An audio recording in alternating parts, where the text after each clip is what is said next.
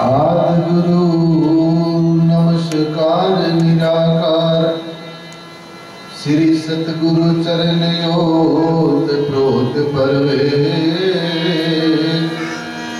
एक अनेक विस्तार रब नमस्कार, बुद्धा चरण घट घट में परवे।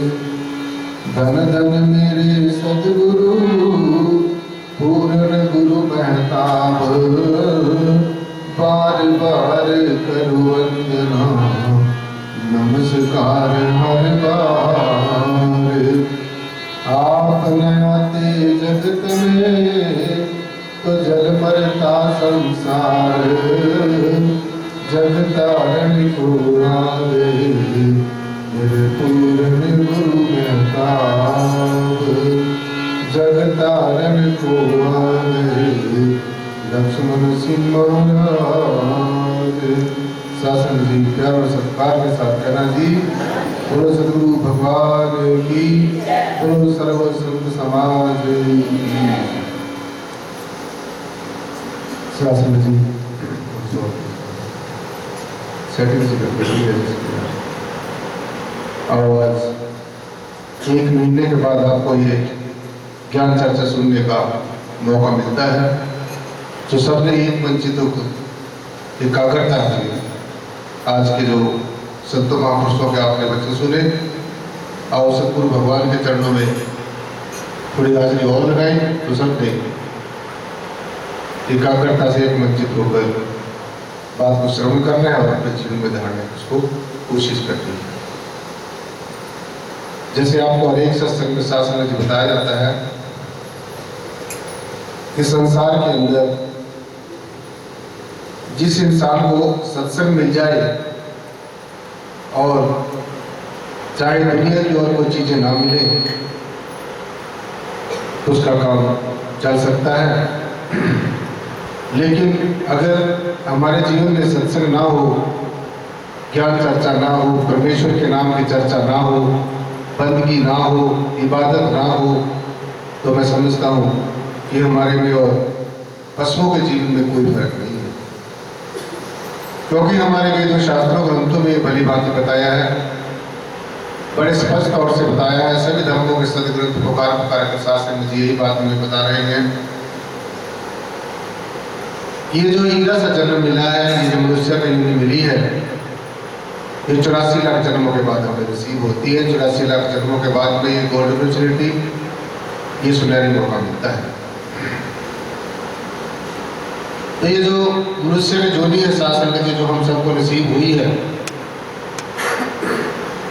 हम सबको ये मिली है। परमेश्वर ने परम निर्गुण निराकार भगवान ने हमारे ऊपर एक बड़ी उदार कृपा की है, बड़ी दया की है कि हम सबको ये मनुष्य का जो जीवन है ये मिला है। मनुष्य की जोनी कर्म जोनी भी है और भोग जोनी भी है। मनुष्य की जोनी में और दूसरी जोनियों में क्या फर्क है? मनुष्य की जोनी को छोड़कर शासन की और जितनी भी योनियां हैं, जिनमें पेड़ पौधे पशु पक्षी जीव जंतु आदि सब आ जाते हैं, तो जोनियों में और मनुष्य की जोनी में क्या फर्क है, जरा ध्यान से सुनना और ये बात अपने दिलो दिमाग में हमेशा हमेशा के लिए नोट करनी है। क्योंकि तभी हमारा मनुष्य जन्म लेने का और मनुष्य बनने का फायदा है, तभी हमारा ये मनुष्य का जीवन सार्थक सिद्ध हो सकता है। सो मनुष्य की जोनी, जो जोनी में हम बैठे हैं, जिस जोनी में हमारी जीवात्मा है, मनुष्य की जोनी भोग जोनी भी है और कर्म जोनी भी है। कौन कौन सी है? भोग जोनी है और कर्म जोनी। यानी कि आप ऐसा समझो कि मनुष्य की जोनी में कर्म कमाए भी जा सकते हैं और उनको भोग कर खत्म किया भी जा सकता है। कितना बड़ा फायदा है। जैसे आपका कपड़ा कोई मैला हो जाता है तो मनुष्य को यह ज्ञान है कि यह मैला कपड़ा पहनना नहीं है, उसको तुरंत वो साबुन आदि से साफ करके उसको साफ कर लेता है। उसको ये यानी कि जो मैलापन था, कपड़ा हमारा मैला था, वो हमने उसका जो मैलापन है वो साबुन के द्वारा उतार दिया। लेकिन जो और जीव है उन जीवों को ये पता नहीं। वो जीव सिर्फ कर्म कमाते रहते हैं। जैसे जंगल में कोई शेर है, शेर पशु पक्षियों का मांस खाता है, पशु पक्षियों का भक्षण करता है, उन्हें मार देता है और तरह तरह के जुल्म छोटे पशु पक्षियों पे करता रहता है। तो अंत तक उसके कर्मों की जो घटी है वो बहुत भारी हो जाती है, क्योंकि जैसे मैंने आपको बताया कि जो और जोनियां हैं, मनुष्य को छोड़कर, आपको छोड़कर, इस शरीर को छोड़कर जो आप और हमको मिला है, और जो जोनियां हैं उनमें सब में कर्म कमाए जाते हैं, कर्म कटते नहीं। और हमारी जोनी में, मनुष्य जोनी में क्या फायदा है? अगर हमने हमारे से जाने या जाने में कोई गलती हो भी गई है तो हम परमेश्वर से, अल्लाह गॉड राम वाहिगुरु से, प्रीतम पिता परमात्मा से हम इबादत करते हैं, क्षमा मांगते हैं, सॉरी फील करते हैं कि भगवान ये गलती मेरे से हो गई है और आइंदा आने वाले समय में गलती मेरे से नहीं होगी। तो हमारी उस गलती का वो जो सजा है वो फिर हमें नहीं मिलती, क्योंकि जिस दिन से हमने कोई गलती करके अगर पश्चाताप कर लिया, उसके लिए सॉरी फील कर ली, माफी मांग ली, परमात्मा से माफी मांग ली, और परमात्मा के साक्षात जो स्वरूप है, ध्यान से सुनने वाली बात है, क्योंकि महीने में आपको एक बार ये जो हमारी आत्मा की खुराक है, ये खुराक मिलती है।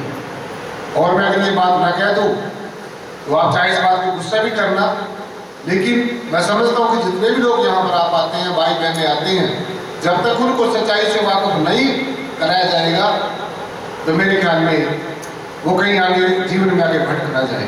और मैं चाहता हूँ कि जो इंसान यहाँ पर आता है वो इस बात को अच्छे तरीके से समझ ले, ताकि उसको जीवन में कहीं और भटकना ना पड़े, कहीं और जगह जगह पर जाकर नाचना करना ना पड़े। तो सत्संग,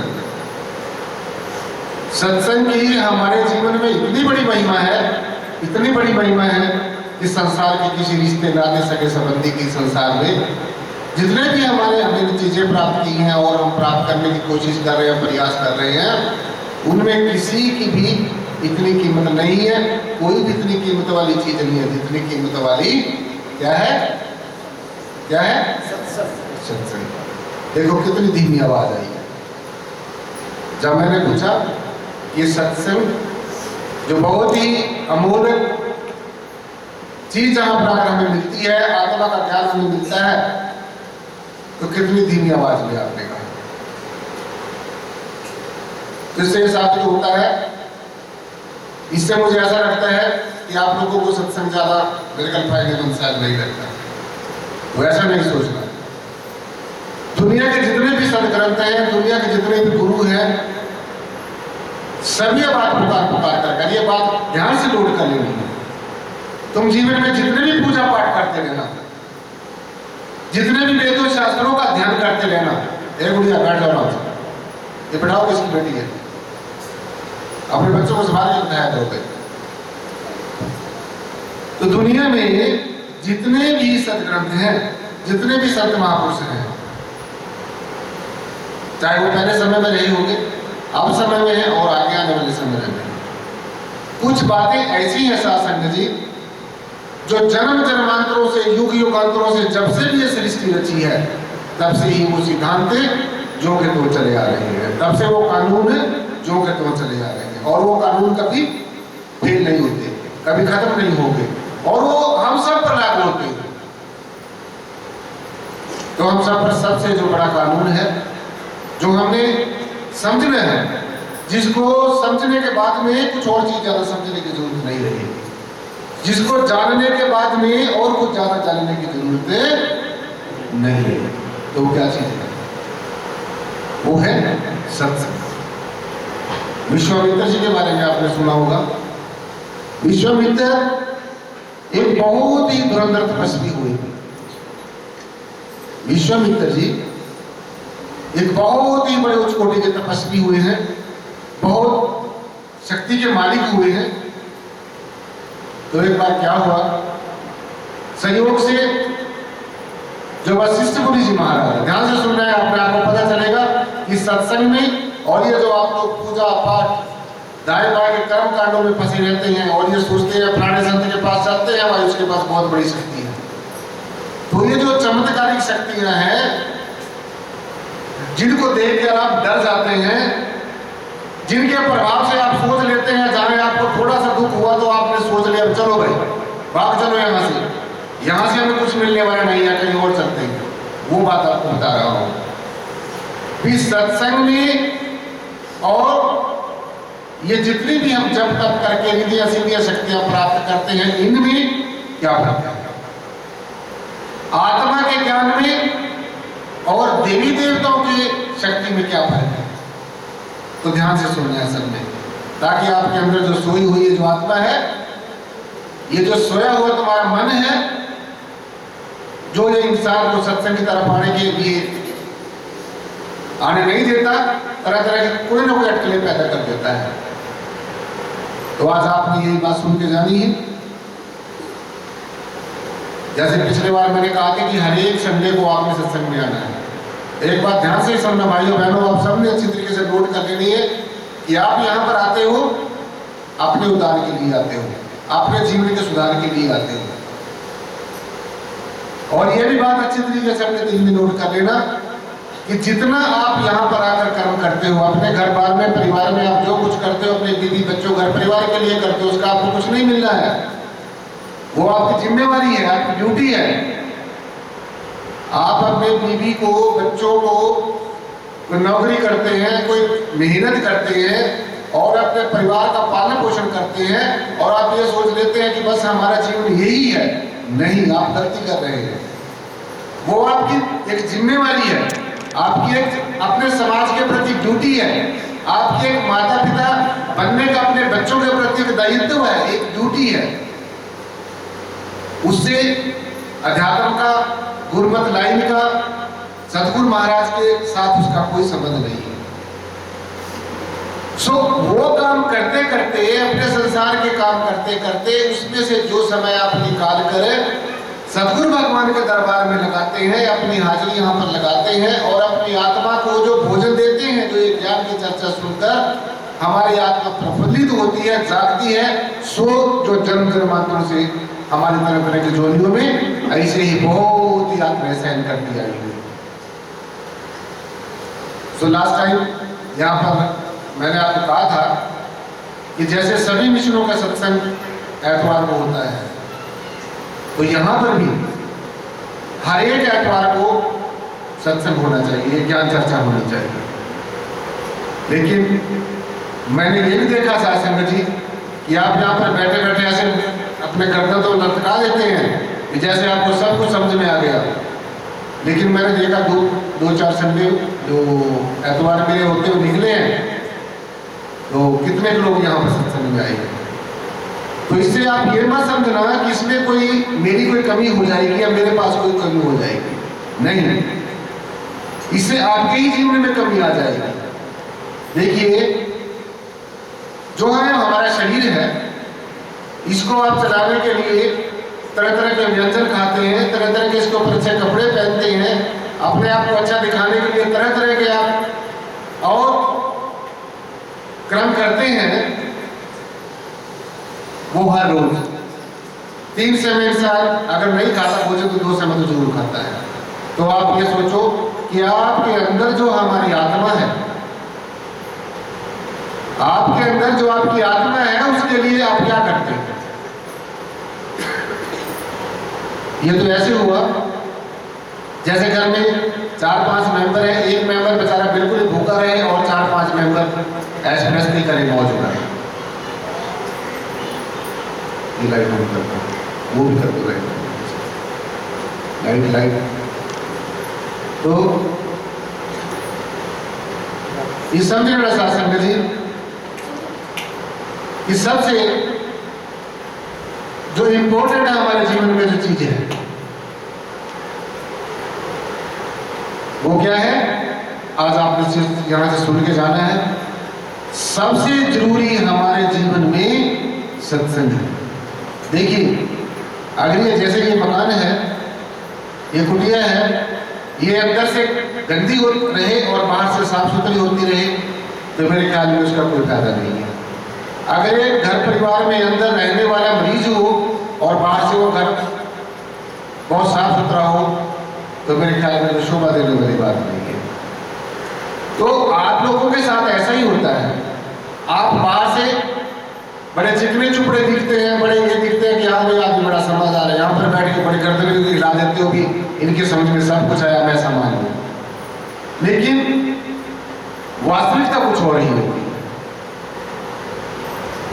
सो 1 महीने के बाद आपकी आत्मा को ये ज्ञान चर्चा मिलती है, ये भोजन मिलता है, और उस दिन भी मेरे ख्याल में आप आते हुए कतराते हैं। महीने में 1 बार भी आते हुए आप कतराते हैं, तो आप ये ध्यान करना, जब आप ये शरीर छोड़ोगे, ये सबने छोड़ना है, जो संसार में आया उसने सबने जाना है, तो आप और हमने भी सबने जाना है। वो दिन निश्चित है। तो जब तक वो दिन आए, हमने इतनी कमाई करनी है, इतना परमेश्वर को याद करना है, इतनी अपनी ज्ञान से झोली भर लेनी है कि जाते समय हमें कोई प्रॉब्लम ना हो, तो जाते समय हमें कोई दिक्कत ना हो। लेकिन आप लोग अपना रवैया देखो। ये मैं सख्ती से इसलिए बात कह रहा हूं आपको, मीठी मीठी बातें आपको इसलिए नहीं सुना रहा शासन जी, क्योंकि उनसे आप जागने वाले नहीं हैं। आपको मीठी मीठी बातें सुना दी जाए, आपको ये कह दिया आप बहुत अच्छे हो जी, तो उससे आपका क्या होगा, और अहंकार बढ़ेगा। ये जितनी बाहरमुखी आप कर्म क्रिया करते हो, ये जड़ चीजों की पूजा करते हो। देखिए, अगर पूजा करनी है तो चेतन की करनी है। किसकी करनी है? किसकी करनी है बहनों? चेतन की। चेतन कौन है? इंसान। ये इंसान चेतन है। ये जो जड़ चीजों की आप पूजा करते हो, जो चीजें आपके साथ बोल ही नहीं सकती, मिट्टी की बनाई हुई चीजों की, मूर्तियों की, कागज की बनाई हुई मूर्तियों की आप जब पूजा में लगे हो, तो वो आपके साथ जीवन पर्यंत कभी नहीं बोलेगी।